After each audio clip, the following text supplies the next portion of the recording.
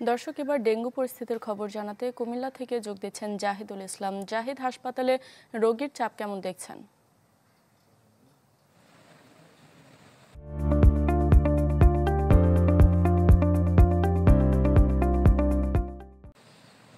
শারমিন, কুমিল্লায় ক্রমান্বয়ে কিন্তু বেড়েই চলেছে ডেঙ্গু প্রকোপের সংখ্যা। বিশেষ করে কুমিল্লার একটি উপজেলা, যেটা হচ্ছে দাউদকান্দি, সেখানকার ৫ এবং ৬ নম্বর ওয়ার্ডে আমরা দেখেছি যে গত জুন মাসে আপনার ভর্তি হয়েছে ৯৪ জন রোগী, যেটা উপজেলা স্বাস্থ্য কমপ্লেক্সে। তবে বেসরকারি হিসাব অনুসারে কিন্তু এই উপজেলায় আক্রান্তের সংখ্যা আরো অনেক বেশি, যেটা আসলে এটা থেকে আরো ১৬ গুণ বেশি। আমরা যেটুকু জানতে পেরেছি যে গত শুধুমাত্র জুন মাসেই ভর্তি হয়েছে ১৬০০ জন।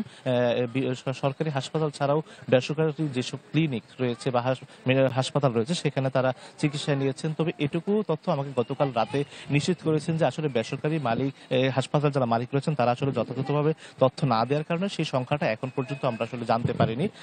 তবে এক্ষেত্রে সচেতনতা সৃষ্টির জন্য তারা প্রচার অভিযান অব্যাহত রেখেছেন এবং আগামী কয়েকদিনের মধ্যেই পুরো যে সংখ্যাটা সেটা যেন তারা জানাতে পারেন সেই বিষয়টা আমরা নিশ্চিত করেছেন। তবে এক্ষেত্রে তারা কিন্তু উদ্বিগ্ন যে আসলে এত কম সময়ের মধ্যে এত অধিক ডেঙ্গু যারা আক্রান্ত হয়েছেন, শনাক্ত হয়েছে, সেটা নিয়ে কিন্তু তারা বেশ দুশ্চিন্তায়ও রয়েছেন। প্রচার অভিযান অব্যাহত থাকলেও আসলে কোনো কাজে আসে না। বিশেষ করে যে স্থানীয় প্রশাসনের পক্ষ থেকে যে মশা নিধনের জন্য যে ধরনের কর্মসূচি নেওয়া হয়েছে বা সচেতন সৃষ্টি হয়েছে, তারপরেও কিন্তু ক্রমান্বয়ে বেড়েই চলেছে দাউদকান্দি উপজেলা এবং এর অধিকাংশই কিছু কিছু রোগী দেখা যাচ্ছে যে স্থানীয় উপজেলা স্বাস্থ্য কেন্দ্রে চিকিৎসা করালেও অনেকেই ছুটে যাচ্ছেন ঢাকা এবং আশপাশের যে জেলাগুলো আছে সেখানে গিয়ে ডেঙ্গু শনাক্ত রোগীরা চিকিৎসা নিচ্ছেন। তবে এক্ষেত্রে স্বাস্থ্য অধিদপ্তর পরামর্শ হচ্ছে যে তারা যেন, যারাই আক্রান্ত হচ্ছেন তারা যেন ঘরে থাকেন, মশার মধ্যে আবদ্ধ থাকেন এবং এর সংস্পর্শে যেন কেউ না আসে, কারণ যদি ডেঙ্গু কোনো মশা কামড় দেয় তাহলে কিন্তু অন্য কেউ আক্রান্ত হতে পারেন। তবে এক্ষেত্রে স্থানীয় স্বাস্থ্য অধিদপ্তর বা স্বাস্থ্য বিভাগ কর্মকর্তারা সচেতন রয়েছেন